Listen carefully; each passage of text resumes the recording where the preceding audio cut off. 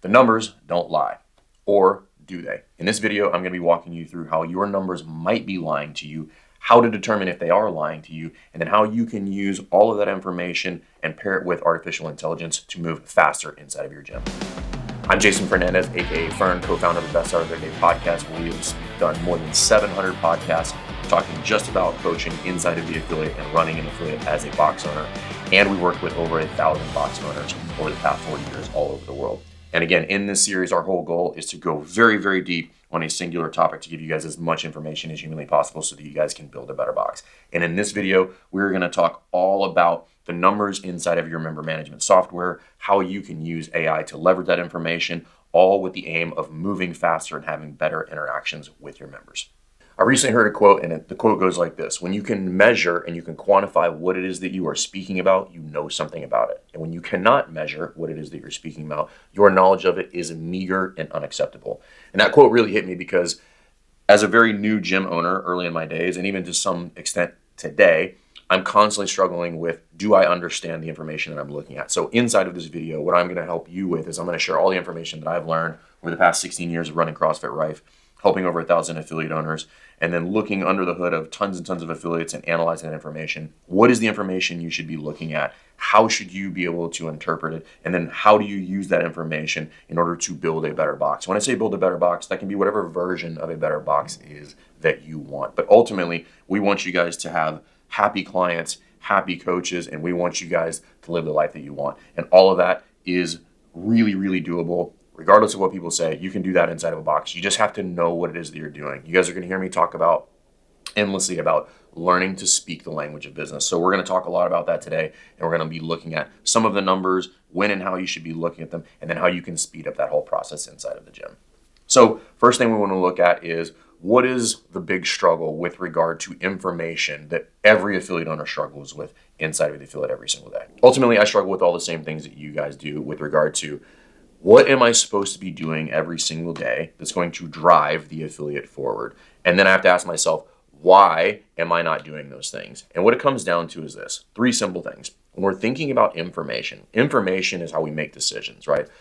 There's a saying that I heard years ago, and it says, all fears are rooted in lack of information. So if you're up late at night or you're writing that check and you're not sure it's going to cash, most of those things are rooted in the fact that you just don't have enough information to know what to do about that particular scenario. Once we start giving people information, typically the solution starts to come to the surface and we know what we should be doing and we know how we should be interacting with it. So when we look at why affiliate owners struggle with information, it's typically because of one or more of these 3 reasons. Number 1, they just can't find it. So inside of your member management software, you just may not know where to look. You may not know where that particular report goes, what that dashboard is actually telling you.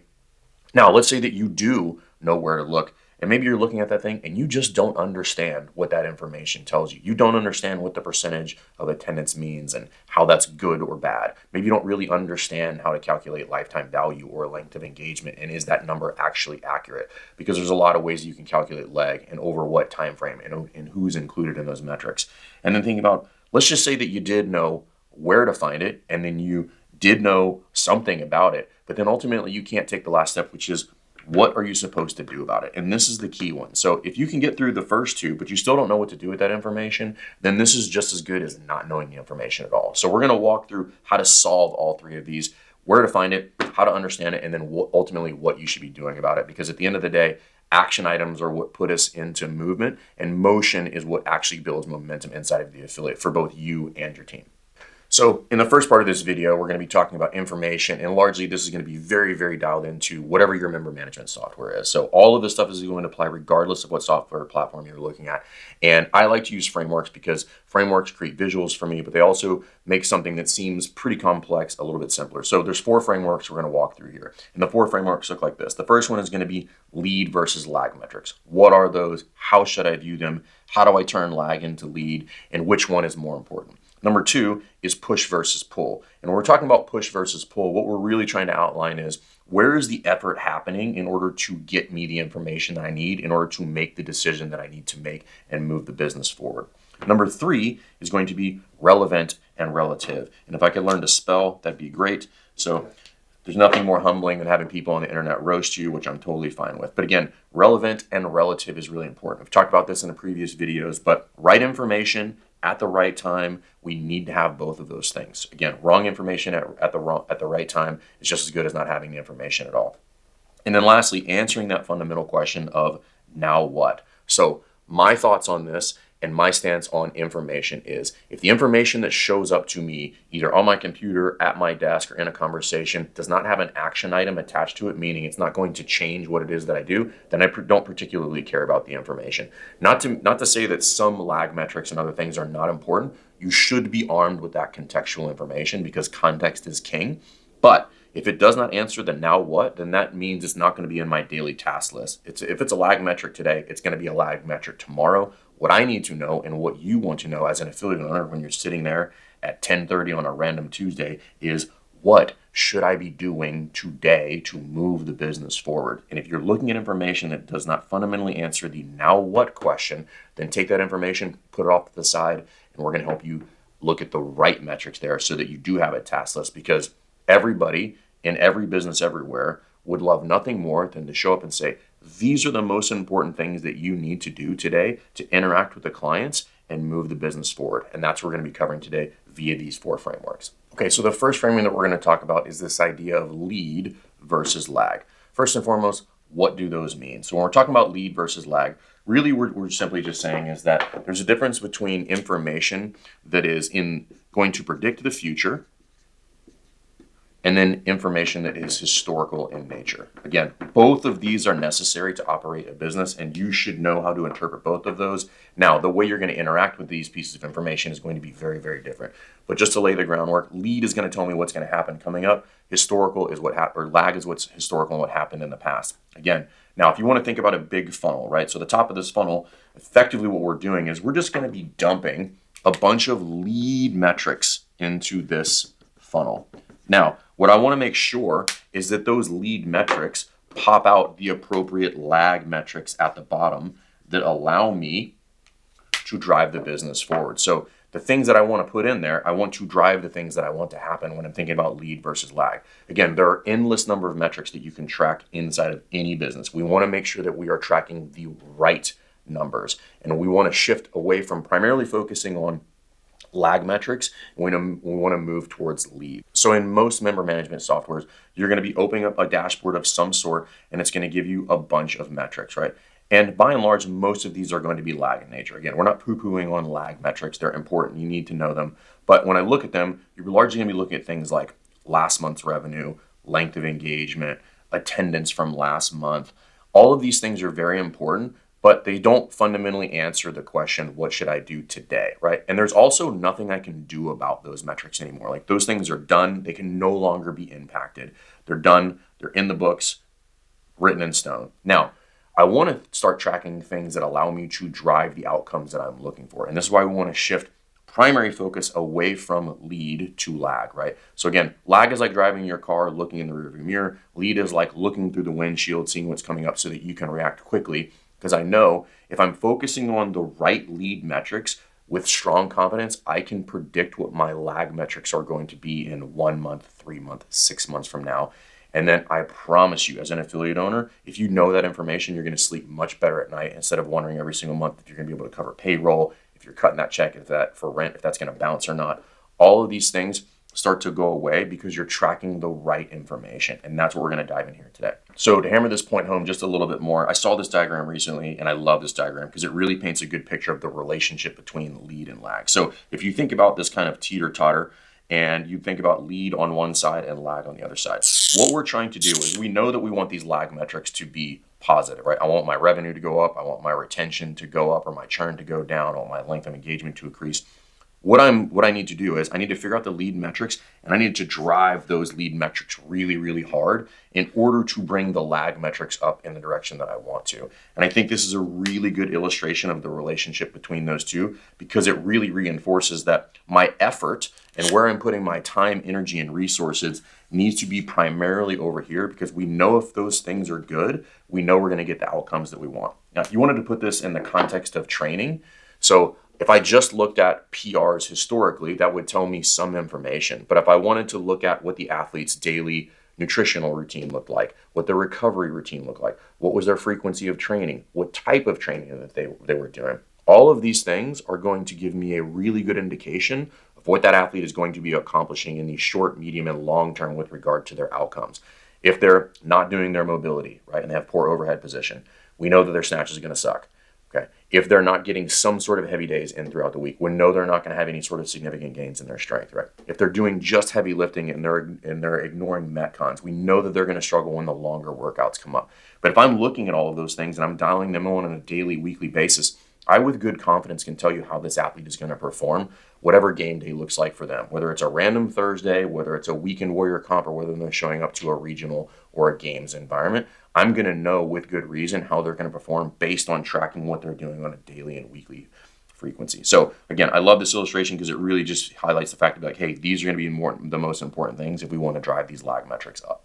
Okay, so now what I want to do is I want to give you some examples of lead versus lag metrics. Now, the reality is I can make almost any piece of information lead or lag. It depends on how I look at it. But these are kind of some standard examples, understanding that there's a little bit of wiggle room here, but I think you guys will understand where we're going with this. So if I start over here with lag metrics and I look at something like lag, which is length of engagement, that is inherently lag in nature, meaning like people have to have been here for some amount of time in order to get that information. Same thing with something like a lifetime value. They have to have been here for some duration of time, whether it be 1 month or 10 years.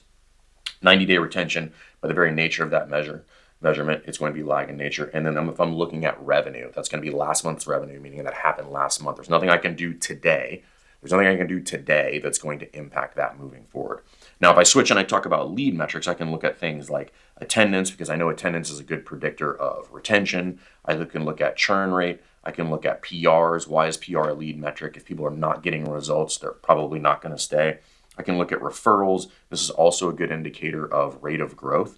And then I can look at lead flow. Now, if I think about these different sets of metrics, the main difference between how we look at these and what makes them lead versus lag is the time frame with which we measure them. So when we look at these over here, these are typically measured in a monthly time frame, right? So I look at the previous month, or I look at a monthly reporting, and these are some of the measures that I get. Now, what we typically recommend, and when we help affiliate owners work through this, and we build spreadsheets for everybody and help them track all this stuff, these metrics over here, we really want to look at tracking on a weekly basis. Now, why is this important?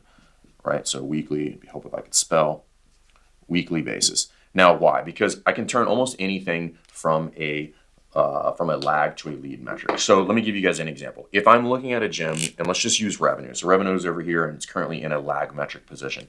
If I tell you that last year, the previous fiscal year, that this gym did 120K in revenue, okay? That is now a lag metric, meaning they made on average $10,000 a month over the course of 12 months, assuming they're on a monthly billing cycle. How would I take something like revenue and turn it into a lead metric? Well, instead of looking at the previous fiscal year, right, I might start tracking things on a monthly or quarterly basis. So let's just say that in Q1, the gym made, call it 25K in Q1. Well, I know that if they did 120,000, that they should have done 30,000 in Q1 versus now they're 5,000 down in revenue. So this now becomes a lead metric for me, because what determines a lead versus a lag metric? Well, meaning fundamentally, if I'm looking at lead versus lag, what I'm looking at is, can I influence the number, right? I cannot influence what happened last year. I can influence what happens with this number moving forward because I've shrunk the time frame with which that I'm looking at it. So if we look at some of these other numbers over here,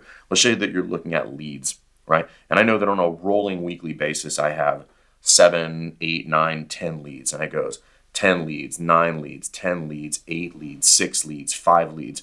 Well, I'm looking at that and I'm saying, oh, what's going on there? Do I need to check the forms on my website? Is traffic just down and I need to have some sort of alternative outbound strategy with regard to, running Bring a Friend week or doing a reinvigoration campaign to get back old clients? All of those are on the board. But the point is, I'm tracking that number. It is now a lead indicator because I know if my leads are coming down, I'm fundamentally getting less at bats with regard to making sales, at which point it's going to be harder to beat my churn, even if my churn stays steady.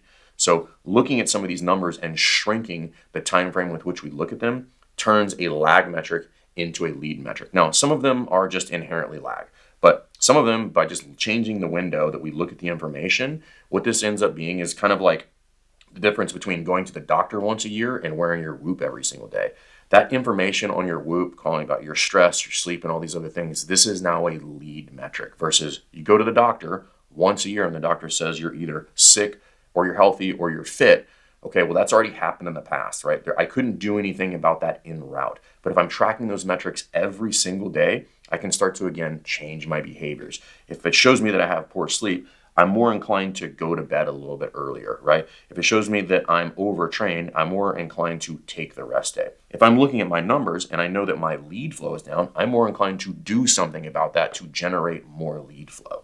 If I know that my churn is starting to creep and it goes from 3 to 7%, or maybe just goes from 3 to 4%, I'm more inclined to re-engage with my clients and make sure that we're checking in with people at the right time and the right place. And the whole purpose of this is to answer that fundamental question of like, what should I be doing today? How should I be interacting with my team and my clients in order to drive the business forward?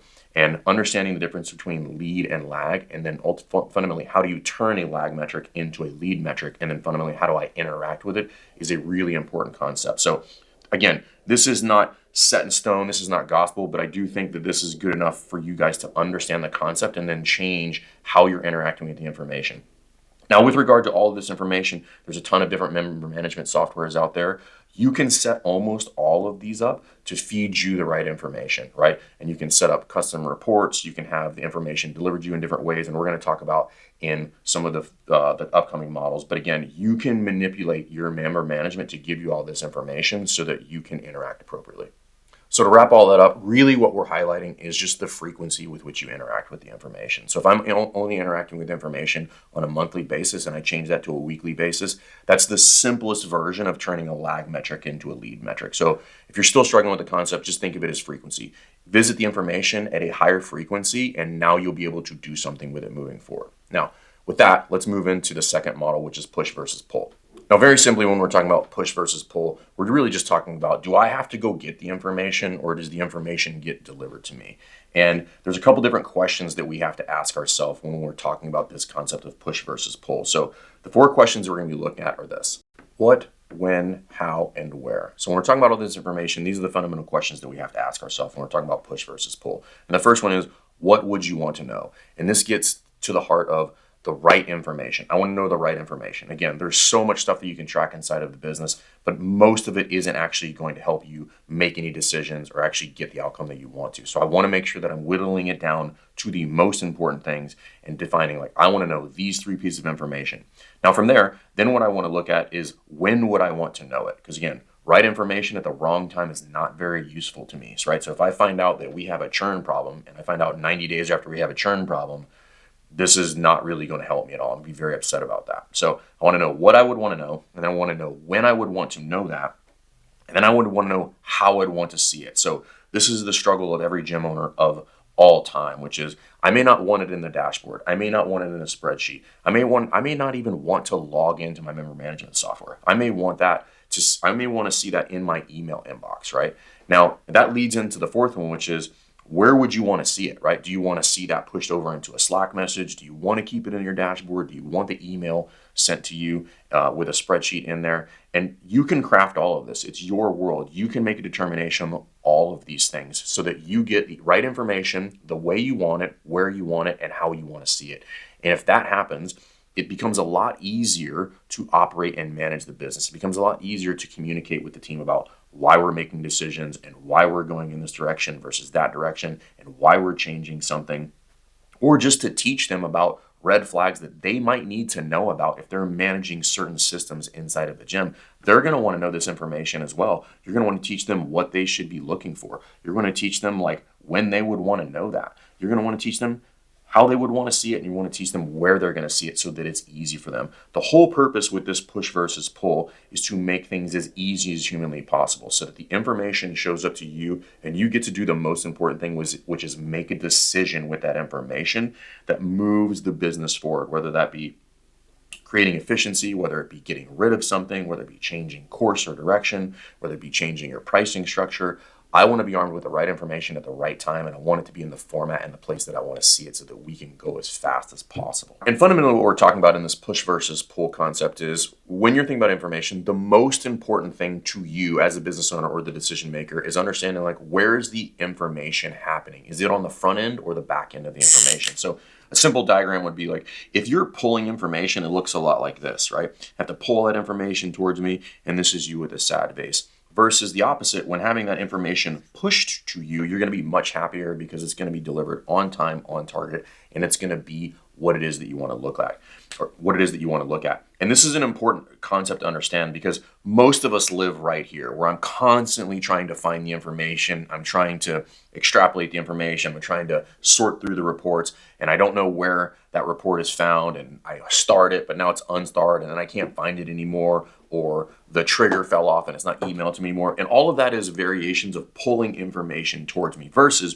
really dialing in what are the 2, 3, maybe 5 pieces of information and putting in systems and automations in place so that they get pushed to me and they show up to me on the day that I want it in the format that I want it. So I can look at that information and I can say, hey, that checks out. Or, hey, that doesn't check out at all. What are the 5 questions I need to ask with regard to this information to verify whether that is information is something that we need to do about, or based on the things that are happening, whether we were closed for a holiday or something else was going on, that all of that information or that downtrend is actually something that I was anticipating. So again, thinking about where the effort is happening. I don't want the effort to happen between the information and I want the effort to happen in front of the information so the information just shows up to me.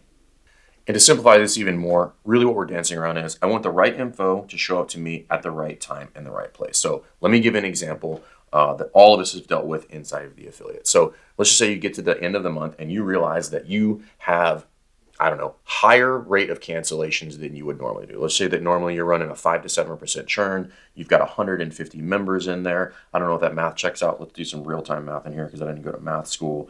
But let's just say that at 150 members times 0.07, that's 10 people canceling every single month, right? So let's just say I have 10 people. And I get to the end of the month and I realize that I had 15 cancellations this month. So that jumped 50% without me knowing about it. So I probably am net negative for the month in that scenario because I got the right info, I got it at the right place, but I got it at the wrong time, okay? And this is why having balance across all 3 of these is really, really important. Now, if we can think about this a little bit differently, and this is why we really like to focus, I want to know most information in what I call plus or minus 7 days. I want to know what happened the previous 7 days, and I want to know what's coming up in the next 7 days.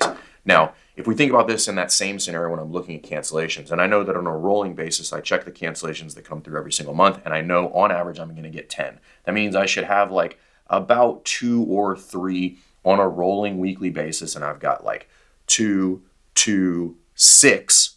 That's something that's going to key me in to say, hey, we're probably going to end up with a higher churn than we normally do. What can I do in this last 1 to 2 weeks in order to combat that? Can I, reach out to some old clients and try to get them back? Can I maybe think about something like a paid in full promotion that we're going to run or something like that? Okay. Some of these are good examples, some of them are bad examples, but the whole point is I know the information before the actual outcome has happened, right? So now what I get to do is I get to make a decision about doing something with the information.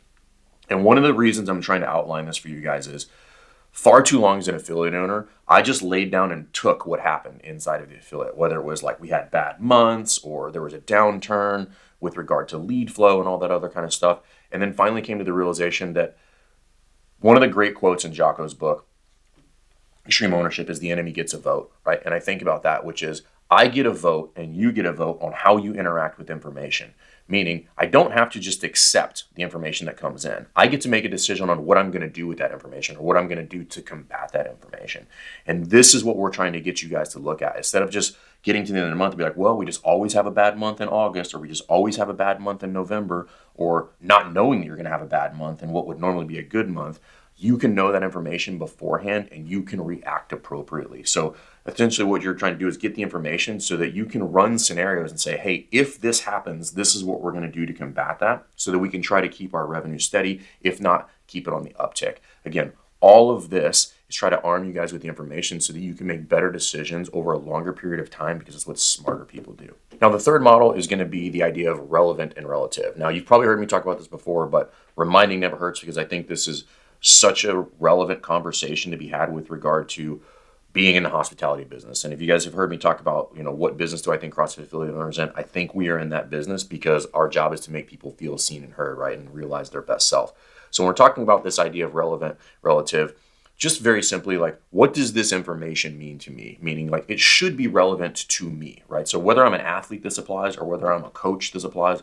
And when I'm a business owner, this applies to me as well. So if I'm looking at the information that shows up to me, is this relevant to me right now? Can I do something with that or not? And then we're talking about relative, like, when did it show up? Did it show up on time or not? So to give a basic example, if, Nate shows up to me and he's like, hey, it's Cody's birthday last year.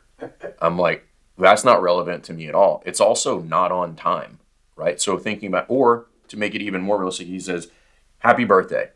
And I'm like, my birthday's in November. We're shooting this and it's like March. I don't even know what month it is, right? Say, okay, yes, I do have a birthday this year, but you're like 9 months ahead of schedule. Like, that literally makes no sense. So thinking about this information about, like, what is the information accurate and when does it show up?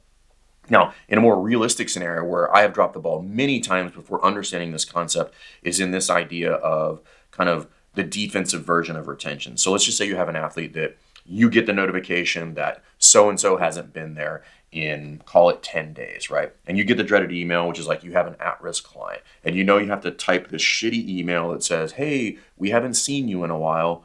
Love to get you back into the gym, right? So that is relevant to them. But I would argue that it is not relative. Like, we are late on that interaction, right? That's the difference between offense versus defense. I want to be preemptive, not reactive. So if I wanted to make that more relative in time frame, I would start looking into things that would lend them to success and build in the systems and things in place to interact with them before they become at risk, right? Some people are just going to churn out. So there's no such thing as zero churn in the gym. There's no scenario in which you have nobody ever becomes at risk. But what I can tell you is when you apply these concepts and you understand relevant and relative, you can dramatically increase the number of people that are going to churn out and the number of the people that move into the at-risk category. Now, what would that look like? So thinking about tracking any number of things. Let's say we're tracking attendance. You're doing committed club, which you want people to be there 14 to 16 times a month, depending on how you run your gym. You're looking at lifetime attendance. You're looking at birthdays and anniversaries. And I'm just giving you like 5 or 6 things, all of which of those things will more than likely you'll have at least 2 or 3 of those happen in any given month, right? They're going to have some sort of attendance metric that they'll meet, whether that's they're on track for committed club or they hit committed club. They probably are going to have particularly some sort of lifetime attendance if you've structured this correctly and they get their 50th check-in and you guys have something built in for that, right? Or they get a PR. Now, PR doesn't have to be like you PR'd Fran. PR could be you did your first thing. And if I can get that information, I can get it at the right time and I can interact with them, I'm not going to end up having to send that email about like, hey, I know you haven't been in a while, because they're going to want to come back again tomorrow, right? And this is the idea of relevant and relative. And I want to move in front. So when we're talking about information, right, and I gave you guys that diagram, when we're thinking about clients, it's actually the exact opposite. So the effort, if the effort is on the back end of what's happening with the client, this is going to be a problem for me. Meaning, this is when I'm sending that email that says, hey, we haven't seen you in a while. I'm trying to push them back into the fold, okay? This is why you have a sad face here, because that person is absolutely going to churn out. Now, I want to shift that, and I want the happy version of you as an affiliate owner, which means I should be constantly pulling them up towards me. And if the effort is on the front end versus the back end, you're going to have better churn, higher retention, and happier clients. And again, if you want to reference another model I talked about inside of retention, which is kind of that cynic to ambassador, it's the same thing. We know that we're constantly having to ascend people. And if you want to think about where your effort lives with your clients, you need to think about that. Like, does it live on the back end of where the clients, of what's going on with the client, or does it live on the front end of where the client's going? Because this one right here is bad retention. Just inevitably, right? I've been running my affiliate for 16 years and I can tell you bad retention. And this one is good retention, okay? So again, what we're trying to help you guys with is, how do I allocate my time and resources, and what's the most important thing so that I can be as efficient as possible? And a lot of it has to do with like where and when am I allocating resources, right? So when we're talking about client retention, I want it to be on the front end of the client, not on the back end. And this is the difference between offense and defense. Now, the fourth model is actually really, really simple, and it's fundamentally answering this question of what now. So again, I really want to stress this. If you're looking at information and it does not come with a very obvious action item, this is something that we need to reconsider. So when we're talking about data, again, just to make this very simple for you guys, doesn't matter what the data is, but it should be attached to an action item, meaning it should drive me to do something inside of receiving that information. So an example of that would be, let's look at weekly attendance. Right? And let's just say that, and I've given this example before because we track it on a weekly basis at CrossFit Rife. Let's just say I have 450 weekly attendances, 475, 500, and then 395. Right? That 395 is out of place, right? So that is a piece of information that shows up to me, and their action item attached to that has a series of questions that we can very likely predetermine what those questions should be. First question we're going to ask is, were we closed last week? If we were closed last week for any number of days, that drop in attendance make perfect sense. I'm now not going to do anything with that information.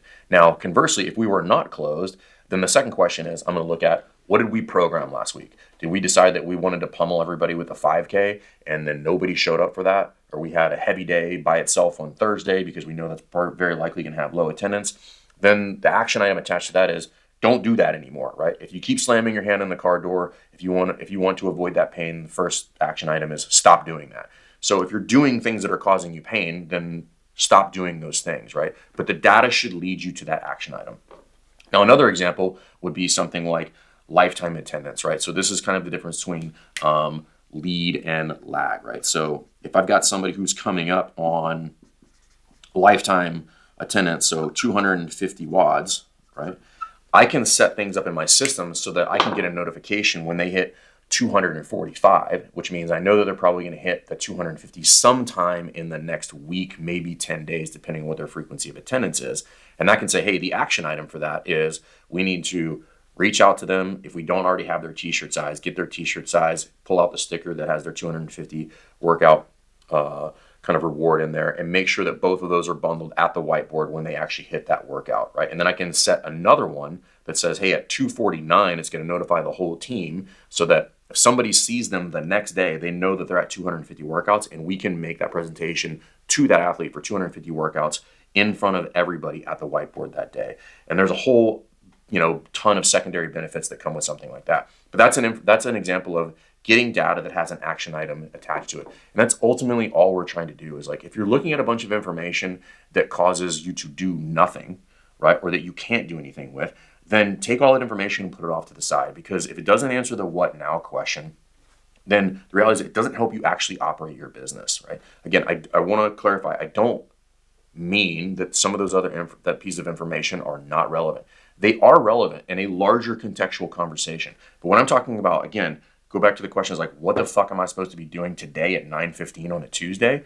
This is how you start to solve that problem. Make sure you're getting the right data and make sure that data has action items attached to it.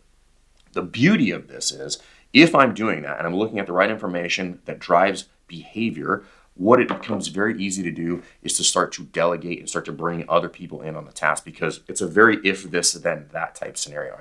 I can put my coaches in on all of these things and make sure that I have multiple hands inside of this operation so that we can do it at a larger scale or do it faster. But those are the 4 models that I want you guys to take, and I want you to start figuring out how you can use those inside of your affiliate, because ultimately, if you can wrap your head around those and you can start to bake those into your operations, your life is going to be so much easier, your clients will be happier, and you will sleep better at night. Okay, so now let's talk about AI, because AI is cool.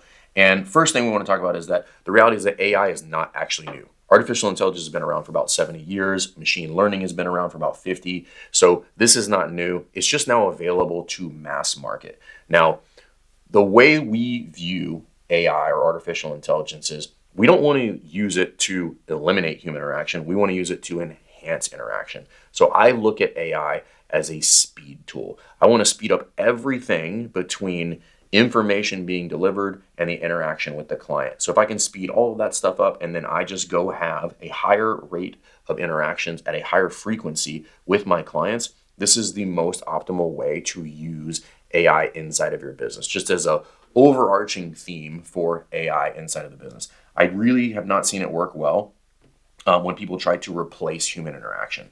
And again, if you are not familiar with AI or using it in the wrong areas, it just makes you bad really fast, which is never good for any business. So we're going to talk about AI and some different frameworks to look at that. But first, I want to kind of outline, like, again, this is not new. We're just looking at an evolution of information.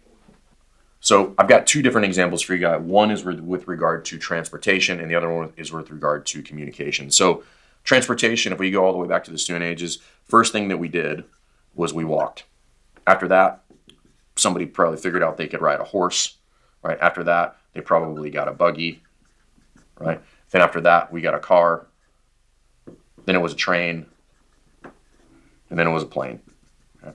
And this is a similar format of evolution of technology that's similar to AI, right? This is all we're really facilitating here is more and faster, right? Now, if we think about communication, well, first it was just word of mouth. And then it was written word. Then it was the printing press.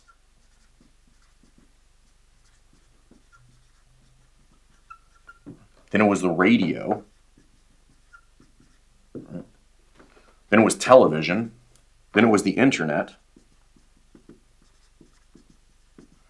Then it was nightly news, and then it was 24-hour news, and then it was streaming cable. You guys get the point. But again, all we're really talking about is as things evolve, it's just faster and more. And when you think about using AI inside of your business, that's all I really want you to think about how to use it. How do I do this faster and do it more? That's really what you're looking for inside of your business. And the cool thing about AI at this point is there are scenarios in the future where you can run fairly large businesses with not a ton of people. So the scope of this gets pretty wild when you're talking about scaling and the cost to scale. The cost of entry is significantly lower than it used to be, but you just have to know how to use the tool. So I'm going to give you guys a framework to walk through about like where are some places to use AI and where are some places that I should maybe be a little bit more cautious about using AI. But fundamentally, if you're not using it in any way, shape, or form, whether it's ChatGPT or you're using things to transcribe video or you're using it for social media, things like Opus to cut down larger clips into smaller clips. All of these things are just examples of doing things faster so that you can do more of them. That's all you're really looking for, right? So all you're doing is enhancing your skill set so that you can scale what it is that you do and you can do it with less people. So to highlight that, I just want to show you guys this model, right? So we've got this triangle, and if we're talking about this balance of speed, quality, and volume, really what AI allows you to do is tackle all three. And I give you guys any number of examples, right? But AI allows you to do all three of these, where previously this would be very, very difficult because we would have to get more manpower, and if I was going to add more manpower or try to go faster, the quality would drop down.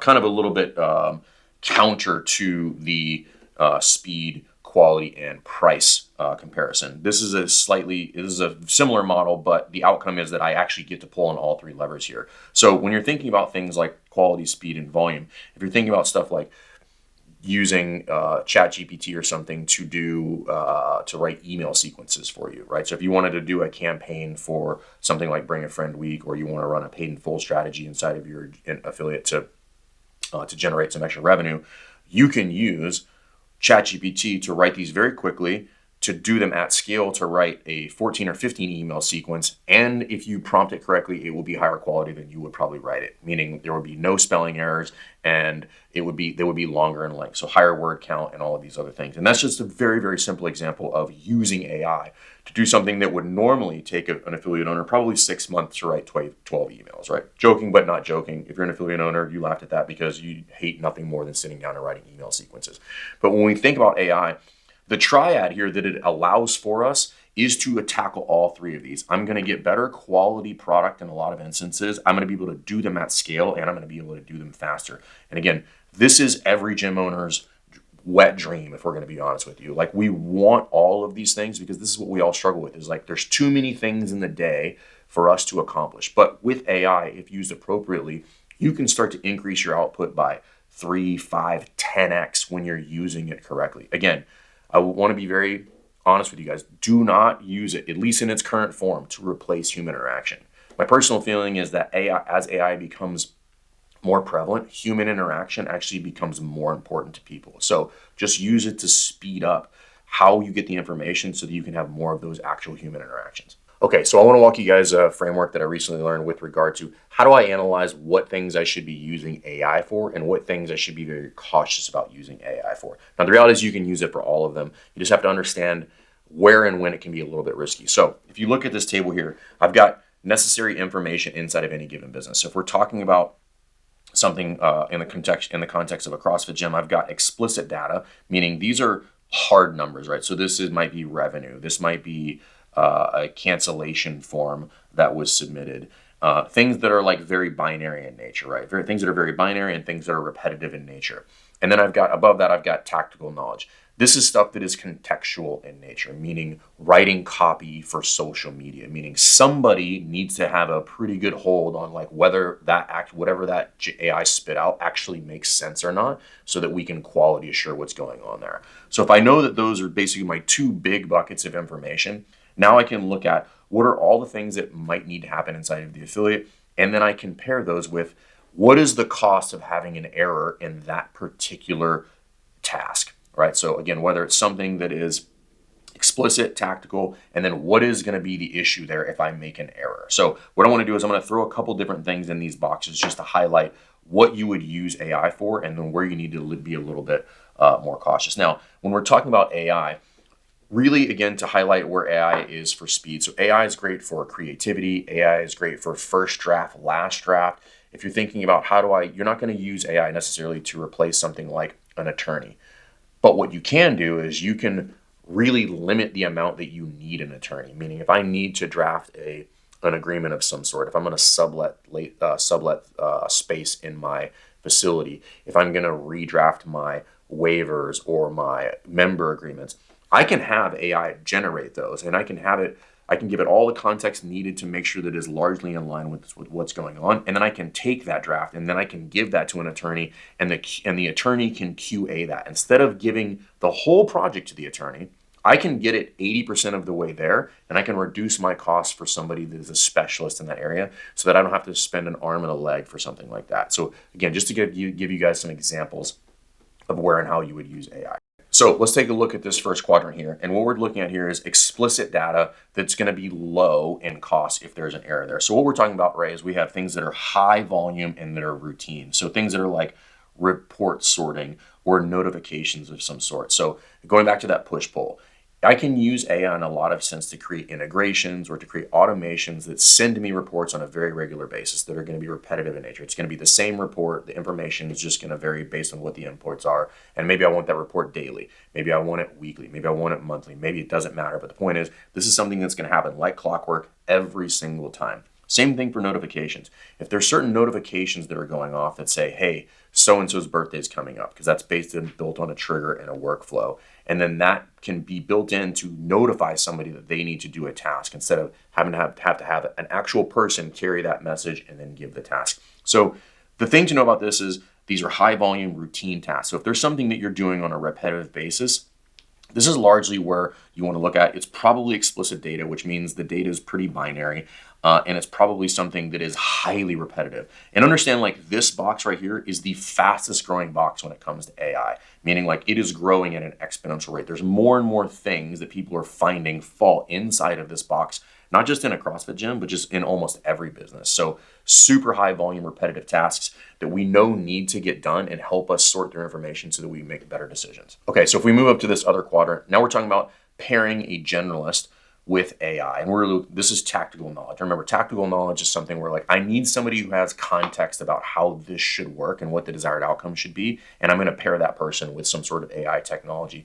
So if we're thinking about what that would look like inside of a CrossFit affiliate, we're talking about things like design. So if you're using a pairing of ChatGPT with something like Canva, this is something where you can put a prompt in there and we may or may not like what comes out of that prompt, right? So I need somebody who understands the brand, who understands what it is that we're trying to achieve, that can quality assure that and re-prompt that to get the desired outcome. Same thing if you are using, rather than using a copywriter, you can have somebody come in and give it a prompt and say, hey, I need you to write this social media post. This is what we're trying to achieve. This is the tone. And it can write that copy. And then when it spits it out, that person can say, I don't really like that tone. Make it a little bit more happy or make it sarcastic or make it sad or whatever it's going to be. But that generalist can be paired with the AI to get the desired outcome. And all of that leads into how you create content on your social media. So understand that generalist, armed with the appropriate AI tools, can do a mass production of all types of social media, whether that's posts, whether it's email campaigns, whether it's YouTube videos, all that stuff.